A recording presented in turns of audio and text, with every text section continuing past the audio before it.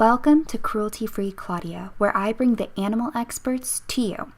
I pull together elements of compassion, ethics, and science to a well-rounded experience for animal lovers and curious people like yourself. With every podcast episode with a unique and diverse interview, I hope you learn something new. Enjoy.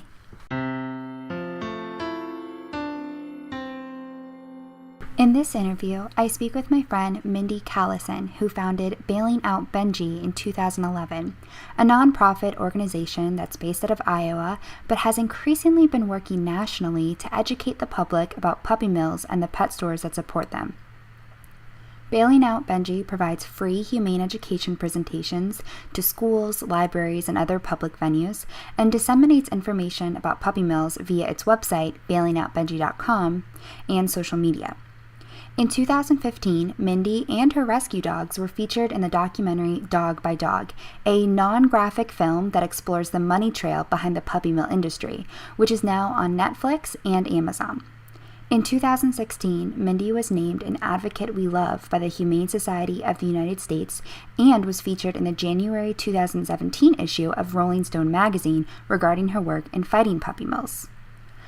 I originally intended to have Mindi explain a little bit more in the beginning of the episode about her organization and what she does, but as you'll hear, we quickly got into a detailed and inspiring conversation, and I didn't want to interrupt that. Her hard work, kindness, and doggedness, pun intended, is very inspiring to me, as I hope it is to you as well. So without further ado, I bring you Mindi, founder and president of Bailing Out Benji. Well, hi, Mindi. Thank you so much for chatting with me today. Oh, good morning, Claudia. How are you? I'm good. How are you doing? Tired from my day yesterday. What did you do yesterday? I saw the photos online. Yesterday, Bailing Out Benji was contacted about some dogs that needed release from a puppy mill. And so my husband and I traveled over 400 miles to get these two puppies that would have otherwise been shot from an Amish breeder. And so we got them to safety and took them to their foster homes and then came back. So it was just a long morning in a car with lots of sad dogs. Wow. Now, is that typical for, the Amish is unfortunately known for puppy mills, and that's sad for people in the Amish community who don't partake in that. Yeah. But is that typical for people who run puppy mills to, obviously they have to get rid of dogs that can no longer breed because they're not profitable to them. So is that common for them to shoot the dogs? It's pretty common. They do a lot of different things. When breeders are done with dogs, sometimes they just call rescues like us, or rescue organizations like ours, and they ask us to take the dogs. Some breeders find it easier to drown or shoot them, even though that's not an approved way to euthanize an animal, so they could be in trouble for that. And a lot of breeders, unfortunately, here in the Midwest, will auction their dogs off like livestock or, vehicles at an auction to other breeders who will then take the dogs and take them to their puppy mill. So some rescues go to those. We have in the past, and rescued dogs from auctions as well. So what are the laws pertaining to keeping these puppy mill dogs safe regarding to being drowned or shot or even sold at auctions? So right now, my husband and I rescue black labs, and our black labs are held to a higher standard legally than a dog in a puppy mill would be. So in a puppy mill, like I said, we have black labs. So if you take one of our black labs and you measure her head from 6 inches above her head and then 6 inches behind her tail, that is legally as big as the kennel needs to be in a USDA licensed facility. And so as long as my lab, if she were being a USDA breeder dog, as long as she could stand up, turn around, and lay down in her kennel, then that would be legal. Whereas, when they're your pets, you have to make sure that they're being cared for other ways. Now, every state has their own companion animal protection laws, but for the most part, the minute these dogs become USDA licensed, they are not our companion animals. They're registered as livestock, as a USDA breeding stock animal. And so not only do these dogs live in small kennels, if they're in a larger kennel, one that exceeds the minimal USDA standards, then those dogs don't have to have an exercise plan. The dogs that, when you see photos of puppy mills, you tend to see several dogs in one long wire bottom pen. Those dogs never have to be let out because technically their kennel is larger than legally needed. So that is their exercise area also. And that's legal. A lot of puppy mills, what you'll find is that they have a 7-day feeder. And so the breeder will come by and fill the feeder once a week. And if the dogs run out of food, they run out of food.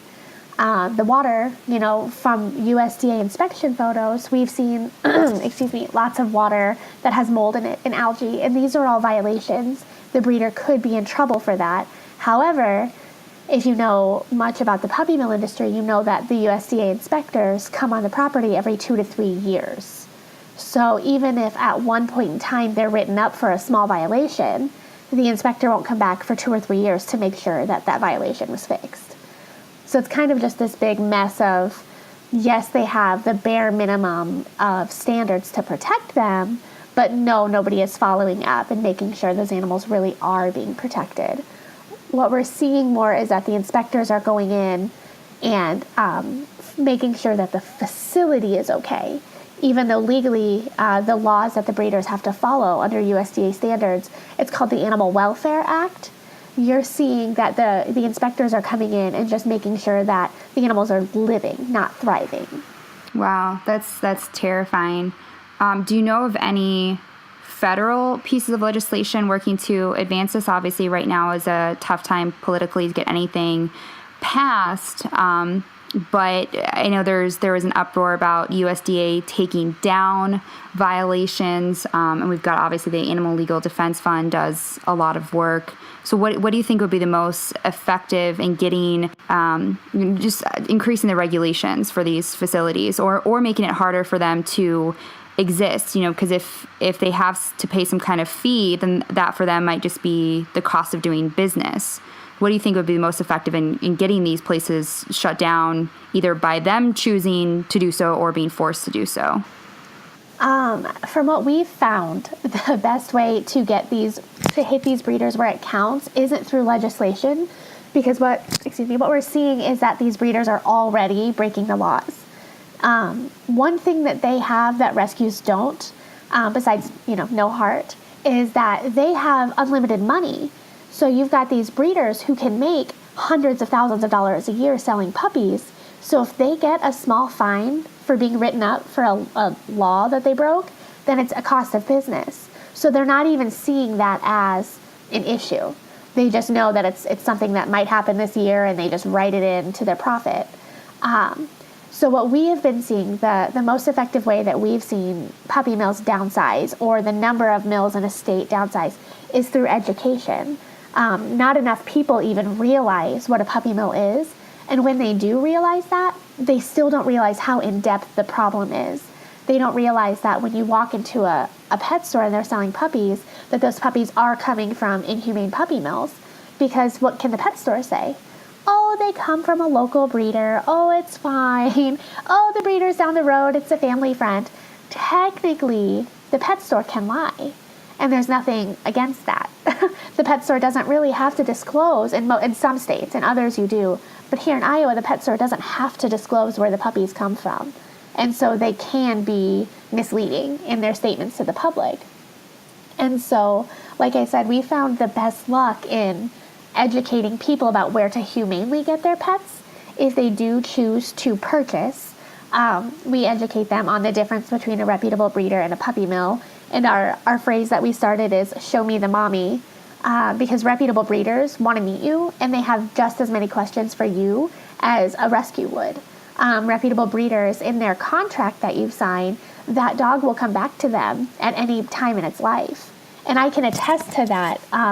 Here in Iowa, there was a beautiful Afghan hound that was in a local rescue. And so I sent it to one of my friends who shows Afghan hounds.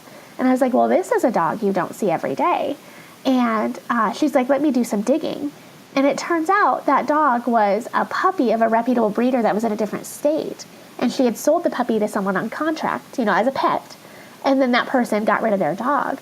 So that reputable breeder came all the way to Iowa just to adopt her dog back that had already been spayed. And so you see that for the good guys, the good breeders that are out there, you're seeing that they really do care about their dogs as family members. They're not putting their dogs in kennels out back. They're not breeding them every single heat cycle. And so what we've been able to do, thankfully, is here in Iowa, create almost I don't want to say partnership, but an understanding between a lot of the reputable breeders who are also speaking out against puppy mills, because that's also what we need. The other end of it is every time you try to push for new legislation, every time there's a new law or anything, you get organizations like the AKC that fight it. And the reason they fight it is because they're afraid that if one law comes in, and even if it's minimal, that next year, since it's already on paper, it will be easier for us to increase those regulations. And so, you're seeing in some states where the AKC comes in and they don't want to increase kennel size of dogs in breeding facilities, or they're fighting legislation about tethering dogs, or about how long a dog can be crated. And all of that kind of comes back to breeding facilities. And so another aspect of what we do is we work with reputable breeders to try and create an understanding where it can no longer be us versus them. It has to be the rescues, the animal lovers, the reputable breeders versus the puppy mills, because the puppy mills are the ones giving everyone the bad name. Right. Yeah, the AKC, I don't know if people know this, but the AKC is the American Kennel Club, and they consistently fight against very humane legislation. I know it's 2017 right now, and Texas is trying to pass an anti-bestiality bill because bestiality is still legal in 9 states. And AKC is consistently fighting these, what you think would be obvious pieces of legislation to pass. Are you finding that there are both breeders and rescuers and different types of people that unite against trying to fight against the AKC? Because I don't think they have the animal's best interest at heart at all. I would say unite is a really, really hard word. Obviously, I'm here in Iowa, and we've got a huge agriculture base. And everybody here is very much about protecting their business and their organization. And so over the last, Bailing Out Benji will be 6 next month. And over the last 6 years, I've tried very hard to make sure that our reputation is we are against puppy mills and not all breeding facilities or all breeders. Because even though I will always, always, always adopt dogs, and I would never even adopt a puppy because I know the seniors and the sick dogs need me, we have to acknowledge that there are reputable breeders. And because of that, we have had several reputable breeders here in Iowa reach out to us and try to mend that fence. Because right now it's very, very much us versus them. And so even if we were to try to do some kind of coalition or some kind of national thing to get reputable breeders and rescues to work better together, I think it would be very hard, because on the breeder side of it, or the hobbyist or the show side of it, you're still going to get that fear that there are the animal welfare advocates that are a little more radical than others, and those radical advocates would want to end all breeding. And sadly, that's never going to happen. And so we need to make sure that we aren't painting all breeders with that same brush. And so here in Iowa, I've been able to work with several reputable breeders on projects. There's one, like I've mentioned before, she shows Afghan hounds, and she and I have become allies in this. She's gone to dog auctions with me. She and I have partnered for the Puppy Up Foundation to fight canine cancer. We've partnered in small things like that where we know we can make the most effective change. And so if we keep doing small little events together, small little coalition type things, it sends a larger message, even if we're not naming it. Even if we're not saying, oh, we're united against puppy mills. She is able to educate within her circle, just as I'm able to educate within my circle. But combining those two circles might create more of an issue, like I said, with the radicals on each end of that.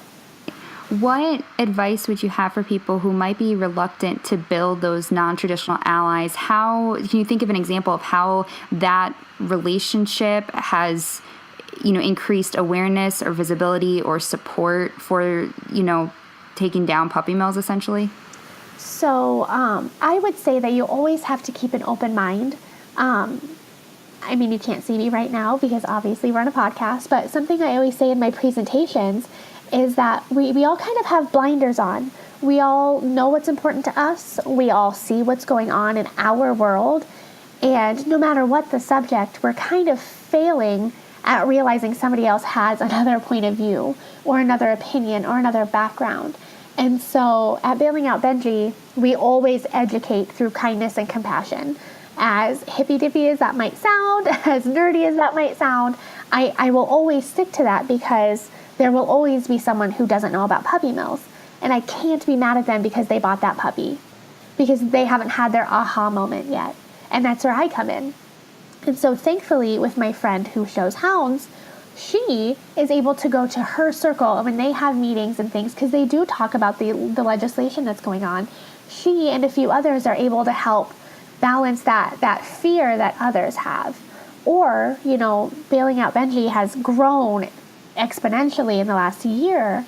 We've had a lot of people who email us and they're dead set on buying a puppy. And they say, Mindi, Bailing Out Benji, I do not want to support a puppy mill. Can you help me find a reputable breeder? And as much as I want to promote adoption, and I still do send the pet finder link of that breed, and I say, okay, you look at these puppies and these adult dogs while I'm, reaching out to reputable breeders. And more often than not, they still choose to adopt. But I know that I have allies on the other side that I can reach out and say, hey, someone really wants a Bashan puppy and they don't want to buy it from a puppy mill. Can you just mention someone to me? And so then if they give me a name or two of breeders that they support and that they know are doing it the right way, I can look it up on my end and still make sure that things are up to snuff and things are good. And then I can pass it along to somebody. And, it goes both ways where I get a lot of people who are angry that we've helped people find non-puppy mill breeders. Because, breeder buy, or wait, what's the phrase? If you breed or buy, shelter dogs die. Well, we live in a society where you want it and you want it now. And this is why puppy mills are so popular, because people don't quite realize what they're supporting, right. But they know that they can go on a website, click a little box, hit ship, and the dog appears at their doorstep in a week. So that's kind of the mentality here in America. When you want something, you want it now. And so a lot of people may not be willing to put their name on a list at a rescue for puppies that might come in. And as much as we try, you still have to make sure people know the difference between a reputable breeder and a puppy mill. The minute you make them feel guilty for buying, then they're going to ignore the message as a whole. And so that's kind of, like I said, what the issue is on our end. You get people who are upset that we quote unquote promote breeding, when really we are just educating about the difference between a puppy mill, which we can all agree is inhumane and horrible, and a reputable breeder who has 2 or 3 dogs that are kept as pets. And so we just have to make sure that we see that world of gray area. It's not black and white. Not everybody is a bad guy just because they've had a litter of puppies. That was a really great message I hope everyone picks up on, of that you have to be very conscientious about how you as a person come off, because if they don't like you, they're automatically not going to like the entire message that you're sending. Even if it's a good, humane, reasonable message, they will still ignore it and ignore the cause. And we don't want to send people further down the rabbit hole of the opposite direction. I also want to make sure people picked up on the fact that you mentioned, Pet Finder, which is a website that you can go to put in the breed, the age, the sex of the animal you want. And it's not just for dogs, it's for rabbits, ferrets, turtles. I mean, I have seen all kinds of animals on there. Many animals can be adopted besides dogs. Now, I know you do a great job at educating people. You go to events, you go to universities, you have volunteers that go to events. What do you find is a general response from people? Are they either educated, but they don't know how to take action? Do they not know about the problem at all? Or is it some other response that you typically get? I would say it's kind of a mixture, but for the most part, we get people who are like, yeah, I've heard of puppy mills, and they talk to us for 30 seconds, and they're like, oh, holy cow, that's awful. So they've heard the word puppy mill, and they know a puppy mill is bad. but they don't quite realize that the problem is as rampant as it is, or that puppy mills are even legal. And one of the best ways that we've been able to educate is, I know you've seen them, but our puppy mill maps that can be found on our Facebook page or on our website. We did an event in Missouri about a month ago, and we had a huge map of Missouri, and we pinpointed all of the puppy mills. And we also had one for Kansas and Iowa at the same table. And people walk by, and they're like, holy cow, our state has the chicken pox. Like, what's going on? And so then I can say, well, actually, these are all of the known puppy mills in your state. And this is the issue. You know, in Missouri alone, there are over 800 puppy mills with almost 40,000 adult breeding dogs. And that's just, it baffles people. That's 40,000 adult breeding dogs kept in kennels their entire lives. These dogs are not pets. They're not loved. And so that really, really hits home for some people, especially in a world of animal lovers, when we go to like pet expos and things like that. But you're right. A lot of people, they hear this, they're shocked, they're sad, they're sickened, and then they walk away and they go on to the next, like, oh, okay, well, now I'm going to go get lunch, or, oh, it's time for ice cream. And they just kind of forget about the problem, which is why earlier I said we have to really, really remember that not everybody has an aha moment when we want them to. Personally, I bought my first dog from a Petland because I was that college girl who was homesick, and I kept, going into a local Petland, and they kept letting me play with the dog, and they gave me a credit card and everything to buy the dog, and they just made it so easy that I didn't even think twice about it. And I learned about puppy mills right then and there when I was 19, because the minute I took the dog home, there was a news story about puppy mills and about that Petland that I bought my dog from. So even at 19, I was shocked, I was sad, but I thought my poor dog might be sick. So I immediately went out and adopted a second dog, which, again, I was 19 and in college and in an apartment and probably shouldn't have had two huskies. But, whatever. So that wasn't even my aha moment. I knew about it then. I heard the word puppy mill, but it wasn't until 2 years later that I even started bailing out Benji. And so we have to remember that we all live with these blinders on. So let's talk about, what kind of inspired you. I know you kind of just got into it there, but what really made bailing out Benji take off? I mean, you started this a number of years ago, and it's grown exponentially, but what have been like the defining moments in the beginning to help get this off the ground? Well, again, as cheesy as this sounds, I think it is because we are just real people who want to help dogs. We are real people who will always, always choose to educate with kindness and compassion. Whether you're shouting at us, whether you don't believe us, whether you're bullying or harassing us, we are always going to persist because we're doing it for the dogs. And anyone who's known my personal journey over the last few years has known that when I first started bailing out Benji, I was very, very bullied. I was a young girl stepping into the rescue world. I was learning as I was teaching, as we all should be. You should be learning something new every day. I just kept hitting a wall with people who were older. They'd been doing this forever. They were experts in this, and there was no room for new ideas. There was no room for young people getting involved. I was the child at the table. And that was really hard for me to overcome, but I just kept doing it because it isn't about me, it's about the dogs. And so we just kept persisting, and we just kept gaining new followers because these are people who got that aha moment because we weren't, bashing them because they bought a dog, or we weren't upset that, no, they didn't know that chaining a dog is bad. Everybody needs to have that educational moment where we aren't judging them.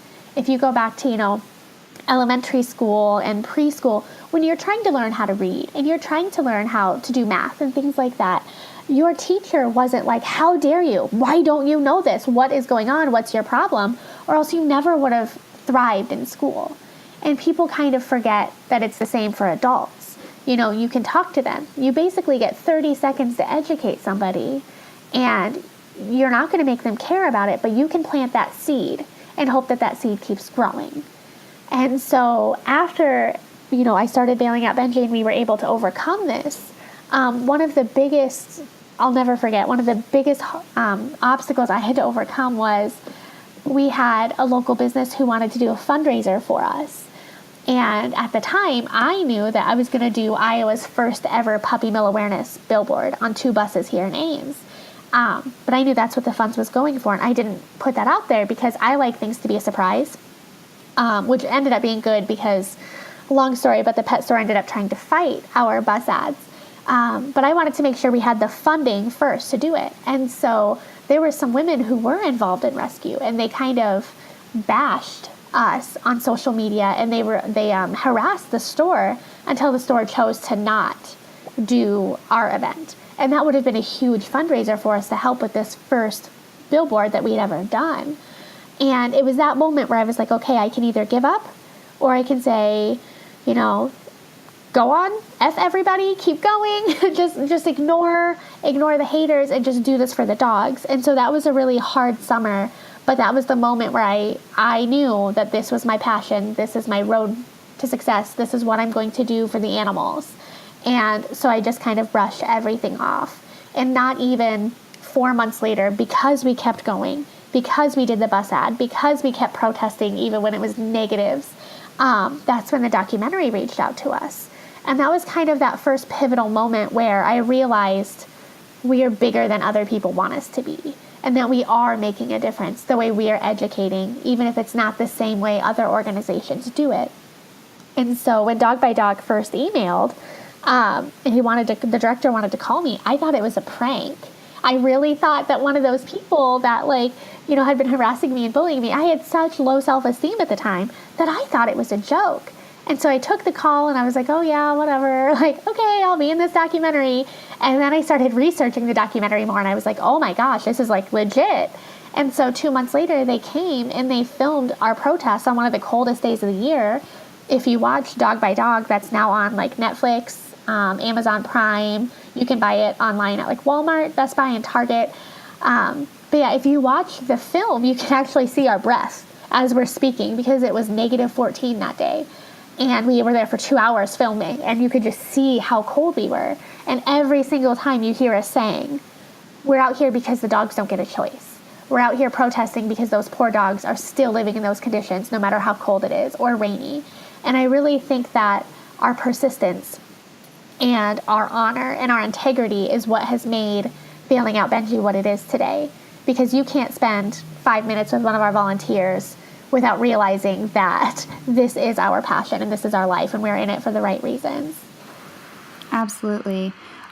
For those of you who are listening who have not seen Dog by Dog, I do want to stress that it is a non-graphic documentary. So if you are someone that is easily upset, this I think would still be an appropriate documentary. In my opinion, it was the first couple minutes where they show what a puppy mill looks like that was the saddest. But those pictures and video footage are no different than if you just do a Google search for a puppy mill. Of course, it's sad, but I don't think that it is graphic, and it's a very educational documentary that explores the relationships between these different institutions and the government.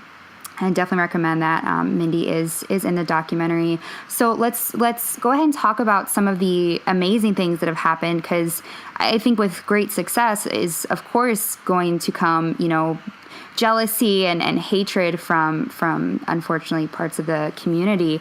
But you've been in Rolling Stone, you've been in Huffington Post now this year, you've won an award from the HSUS. What has that experience been like for you? Again, it goes back to, I always think it's not really happening. It's so surreal. I was home one day, I had just gotten home from work and my phone rang, and it was Bailing Out Benji's phone. But it rang and I answered it, and this guy was like, hi, my name's Paul and I'm from the Rolling Stone. And I was like, haha, no, really, who are you? He was like, my name's Paul and I'm with the Rolling Stone. And I was like, oh, hey, Paul, what do you want to talk about? And so he and I spoke on the phone for over an hour and a half about just puppy mills. And it was kind of like this. It wasn't really an interview. It was more him getting to know who I was and getting to know the industry. And this was a writer who heard about puppy mills. And instead of just, Googling it and writing a story, he went to dog auctions in Missouri. He approached breeders. He went hands-on with rescue with the HSUS. He did everything in the article but come and protest with us here in Iowa. And he really, really let this story captivate his life because he wanted to do the best thing for the dogs. And then it's this 7-page spread in the middle of the Rolling Stone magazine that literally anybody has access to. And I think that's been the most amazing thing of this year, of 2017, is that, Dog by Dog is out. It's literally at your fingertips if you want to click on Netflix and watch it. The Rolling Stone, who reads that? Celebrities read that.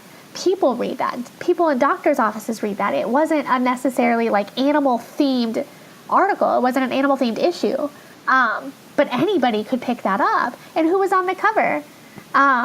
It was Emma Stone. That was really, really cool that Emma Stone was on the cover. And it said right there next to her, inside of puppy mills. Flip through and you can learn about puppy mills. People who had no idea about the issue picked up that article and got to read it. And that was really cool. And the same goes, with the Huffington Post article. Everybody reads the Huffington Post. A lot of people, see that, and they see that as a valid, trusted news source. And so when an article about puppy mills comes up, everybody's like, oh, I'm going to read it. This is interesting. And I think the headline of that one was, is there a puppy mill in your town? Which is really going to grab at you. You're like, oh, I wonder if there's one locally. So that was really cool. And even, I kind of want to avoid talking too much politics, but even the USDA blackout, as horrible as that was for advocates like us who use those inspection reports all the time on a daily basis, one great thing happened. And that's the fact that it got everybody talking about the USDA and their connection to puppy mills.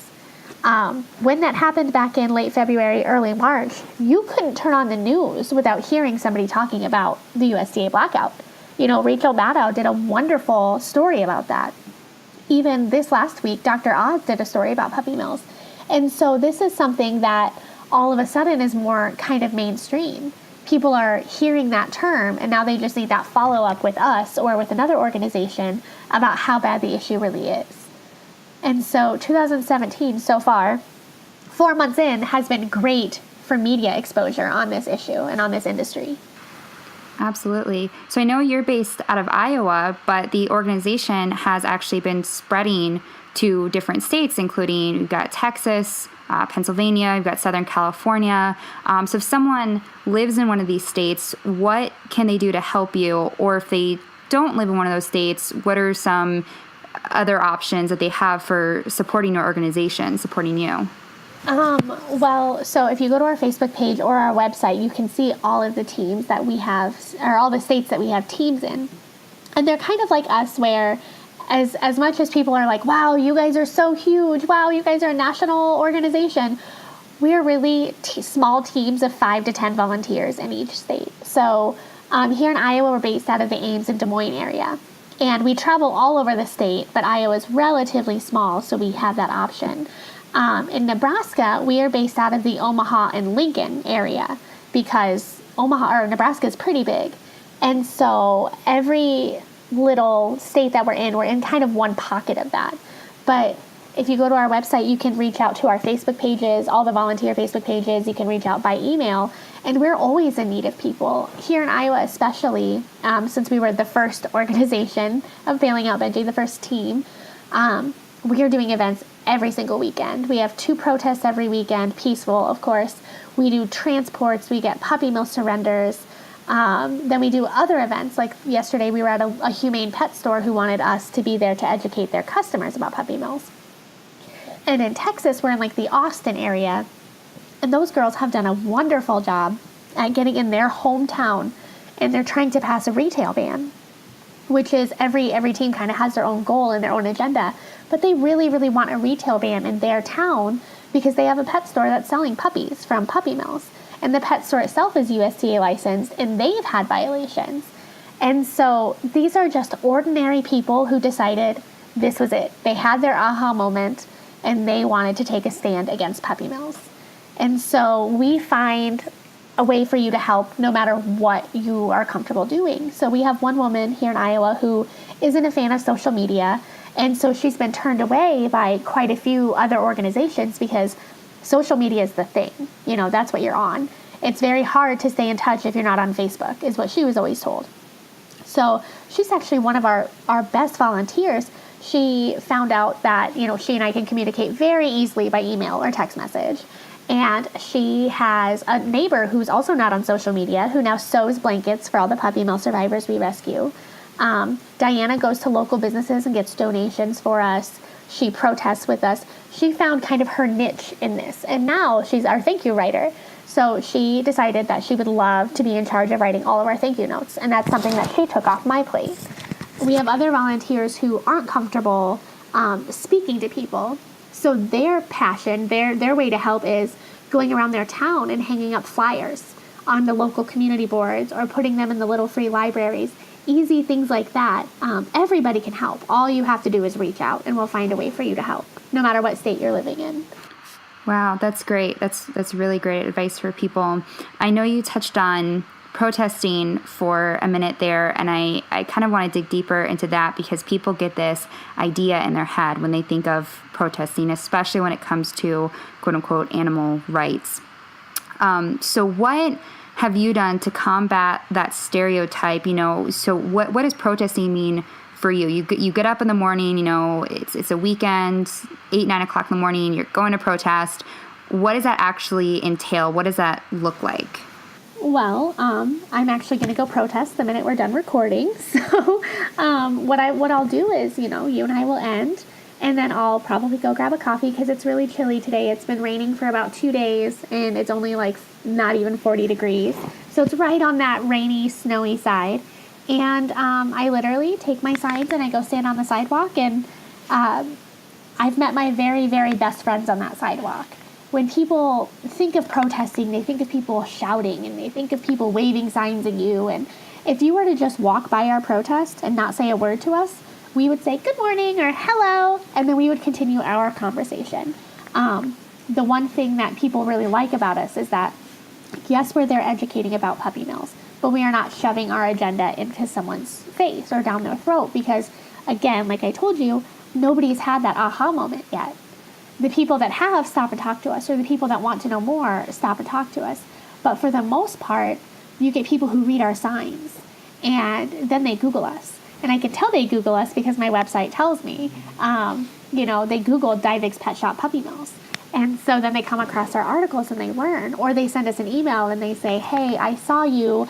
I was too scared to say something. Can we talk about the puppy mill industry? And so, we literally, our volunteers, whether it's 2 of us or 10 of us, we stand there and we laugh and we talk. And we just kind of send this vibe out that we're real people and that we're not scary because we are laughing. Vicky, my very, very best friend, she's at almost every single protest. She's like in her 70s.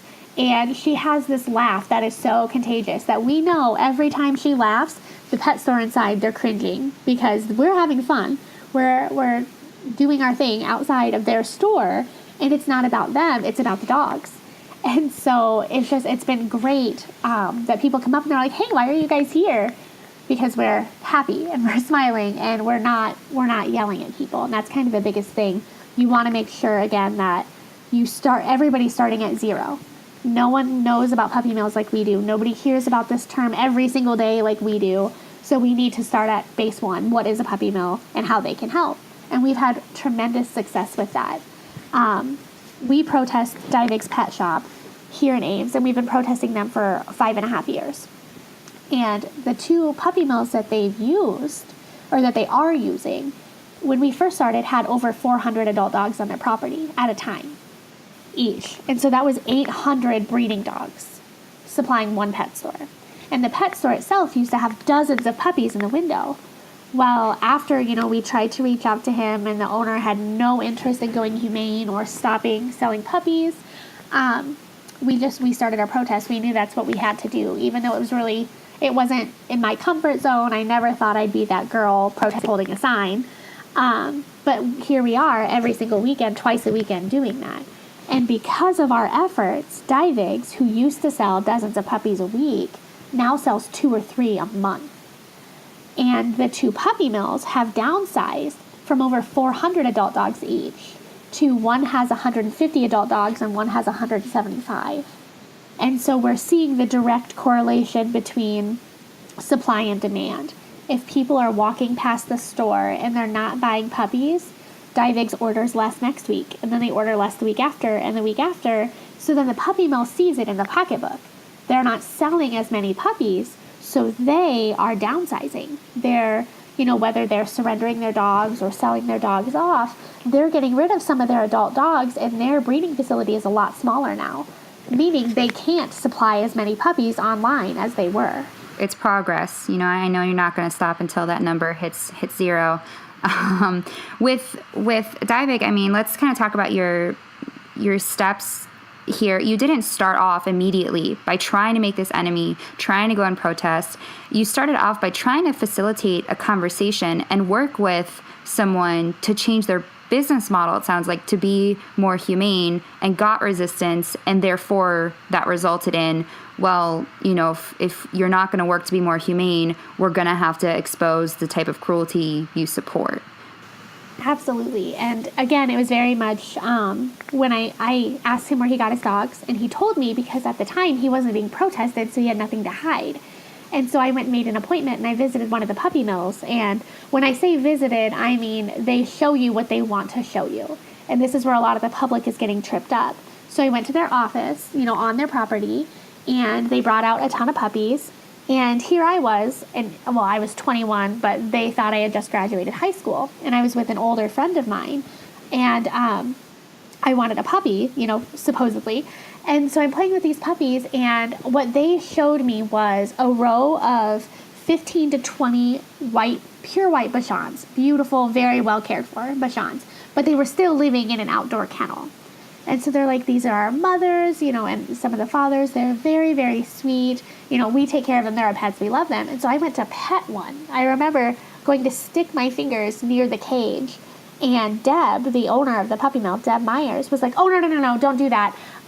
We feed them hot dogs, and they might think your finger's a hot dog, and they might bite your finger. And that was like red flag number one. I was like, well, okay, no dog is going to bite your finger off if you go to pet it. Especially when they had just given me this long spiel about how they have great temperaments and how the dogs are all, beautiful and vet checked. Well, I had already done my research, and I knew that they had 400 dogs on the property.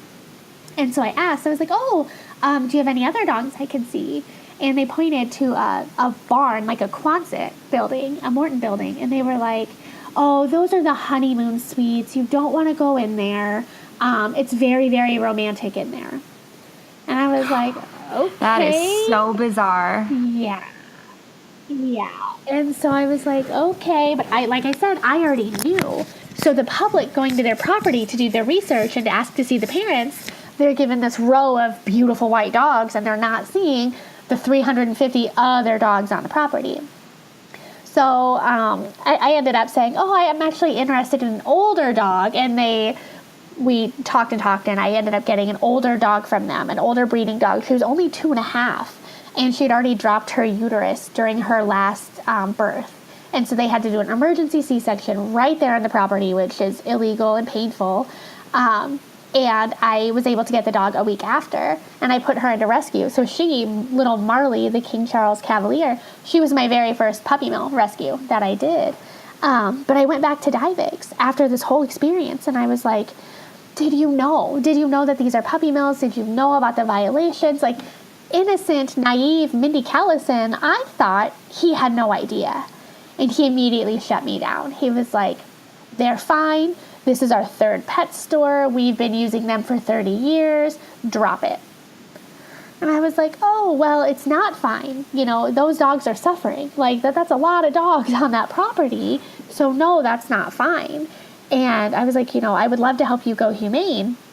And he was like, no, we're not interested. Thanks. And I was like, okay, well, I'm going to have to do something. I can't just sit back and see what you're doing. And so that's kind of when our protest started. And we waited until Black Friday, because that's when people really start thinking about Christmas puppies. And every few weeks I would send the store an email or a letter in the mail, and I would say, you know that we're protesting your store. We really want to partner with you. Would you consider having rescue animals in your store? And then I was told, no, rescue dogs bite. That could be a lawsuit. I want nothing to do with it. And then I was told, oh no, rescue dogs are too big. My store can't fit that. It was just every excuse in the book.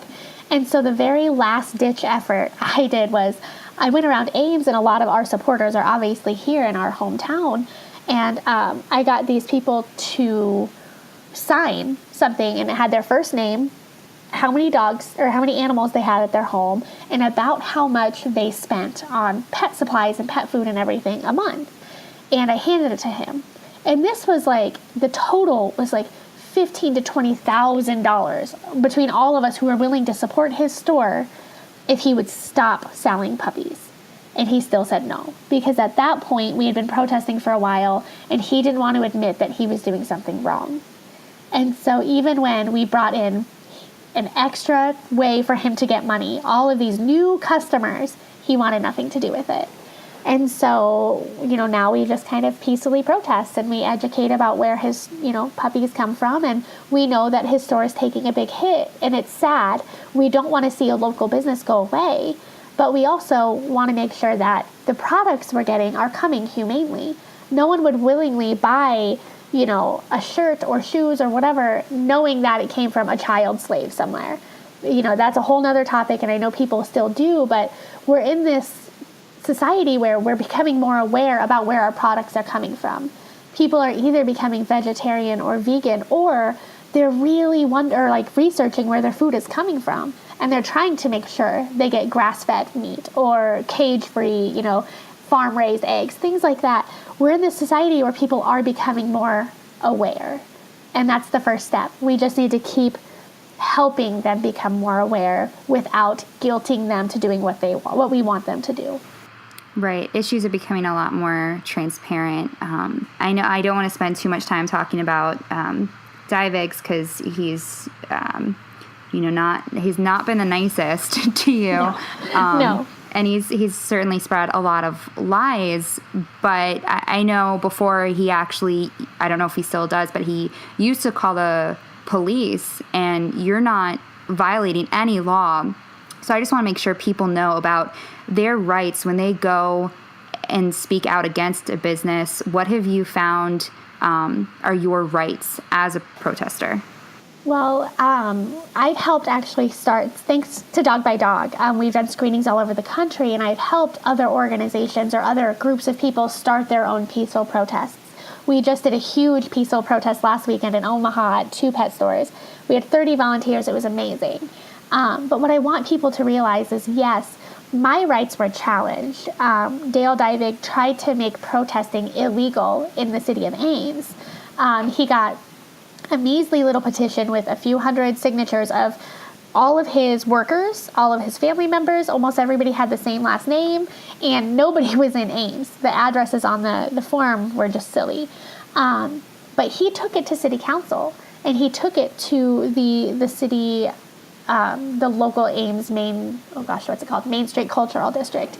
He was trying every way to get us removed from that sidewalk. And so the minute it hit the city council, I didn't have to do anything. The local ACLU chapter emailed me, and they were like, hey, we've got this. Like, if this goes to any sort of actual vote, or if you're going to be sued, we'll back you.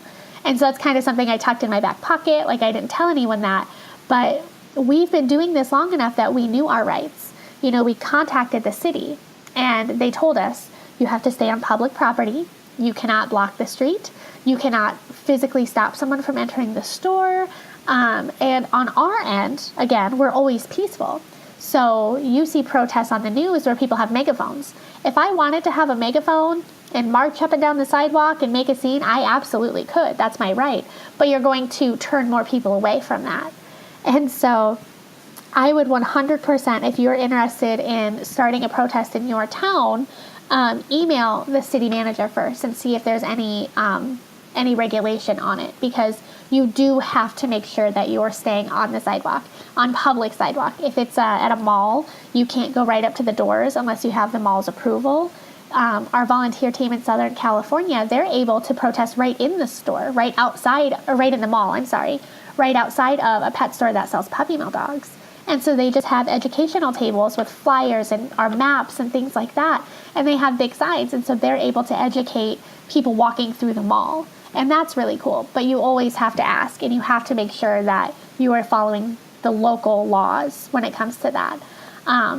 But if you're interested, again, go to the ACLU's website. They have wonderful, wonderful resources for anybody who wants to exercise their First Amendment right, whether it's for the dogs or, you're marching for science or for women's rights or whatever you're marching for. Just go to the ACLU's website and you can find out what locally you can do. That's really great. Can you tell me about a dog that, I know you've done transport, you've done foster, you've done rescue, just a dog that their story has really stuck with you and why that is? Just, how this has made such an impact on you and is the reason you get up and do this every day? Well, I have my own puppy mill survivor, and she's my rock. She's the dog, sorry. I mean, I love my dogs. They're my people. But she's the thing that keeps me going. Every night when I go to bed, she snuggles in between me and my husband. And I know that that's a life she wouldn't have had without us. Her name is Lola. She was rescued at 18 months old, and she'd already had 3 litters of puppies. And Lola wasn't a surrender. She was an auction dog. And as an 18-month-old puppy, purebred black lab, I was very fearful that she was going to get into the wrong hands. And so I bid on her, even though I wasn't there to buy dogs. And I got her that day, and she's been with us since. But watching her become a real dog has been crazy. Her first walk on a leash, her first sprint in the backyard because she felt grass for the first time. The first time she was able to walk up the stairs by herself was huge. Just all of that, these little mile markers and these successes we get to celebrate with her because it's a life that she never had. She was born in one puppy mill here in Iowa, sold to another puppy mill, and bred until we got her. And there was another story that I always think about. His name was Bosley. He was at a dog auction again, and it was one in Nebraska, and all the dogs were going very, very cheap. And I walked up, and he was in his kennel, and he was just crying. And I stuck my hands in the kennel, which, you don't always want to do. But he started, licking my fingers and sucking on my fingers and crying. And I knew that he wasn't a puppy mill dog. I knew that he wasn't a dog that had been trapped in a puppy mill his whole life. He wasn't broken. He was scared. He had no idea why he was in this kennel. And so as the auction went on, the auctioneer said that this dog had never had a litter. He was male. They tested his semen, and he could produce. He could have as many puppies as he wants, but he hasn't had a litter yet, and they're not sure why. So this poor dog had been through 3 dog auctions, not sold. He had lived at the facility. He was just an unaltered dog that kind of wound up in this facility, and I really, really believe that it was a dog that was given away for free. And so anyway, I bid on Bosley. I got Bosley. He went to my friends at an English Bulldog rescue, and he immediately started flourishing. But even to this day, it's been 3 years, he still has nightmares when he's sleeping. And he cries, and he wakes up and he has to find his people and sleep in bed with them. And it's sad what is being done to these dogs. But Bosley, he's the one thing I did right. He really, really cemented it for me that we have to be their voice and we have to get these dogs out of there however we can. Absolutely. Before I let you go, I just want to touch on the myths of shelter animals, which you kind of talked about earlier, and the excuses of why pet stores won't change their model. We know there's over 6.5 million animals entering shelters every year, according to the ASPCA. With that, 1.5 million shelter animals are getting euthanized. I know about 25% of shelter pets are purebred, which is why a lot of people choose to go to breeders. And I believe the average age is around 18 months. So these myths about shelter dogs are really driving people to breeders and pet stores. And the myths are just that, they are lies. Are there any other myths you hear a lot about, whether about shelter dogs or anything that's just not true?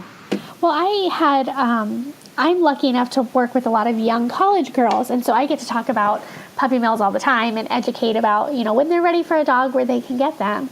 And just 2 weeks ago, I had one that was like, well, I really want to adopt a dog, but I don't want a dog that's been abused. I don't want a dog that's been scared of me. And, in our world, you see a lot of that on Facebook and in social media. You see the dog that's been abused its whole life. You see the dog that's been chained its whole life, or the cat that's been living alone. Not every animal in a shelter or rescue had a bad life. A lot of them are just dogs that were strays. They were lost and they found the shelter or rescue, or for whatever reason their family could not keep them. And so I think one of the biggest myths is every animal in a shelter or rescue has this sob story, and they have this thing that they're not going to be able to overcome, these trust issues or these behavior issues, and that's not the case. Animals in shelters and rescues are just like animals in your house. These are just little breathing heartbeats that want to be loved. It doesn't matter. Take it from me, someone who's rescued dogs from all types of situations. They're so forgiving. I can pull a dog straight out of a puppy mill and they immediately know you're different, and their tails wag a little bit, just a little bit, and they give you a look, and yes, it's scared, but they know you're different. And so while a lot of people are afraid that they're getting a broken dog by adopting, it's not the case. Dogs don't live in the past. They live in the moment, and they just want a human. And they just want you to open your bed to them, open your house to them, and love them like they deserve to be loved. Absolutely. Yeah, for those of you who don't know, I actually used to work in a shelter doing adoptions specifically, and we would have so many dogs and cats and other animals that come in because, someone got divorced or someone moved or lost a job. It had nothing to do with the medical or behavioral issues of the dog. And these are dogs that, they're often already trained. They know sit, they might know leave it, lay down. They know how to interact with kids, adults, other pets. And these dogs are essentially ready to go. And we talked earlier about instant gratification. I mean, you can't get anything better than that. With puppies, I love puppies, love all animals, but it's a lot of time and effort and finances that go into, training a dog in the right way, obviously doing positive reinforcement work.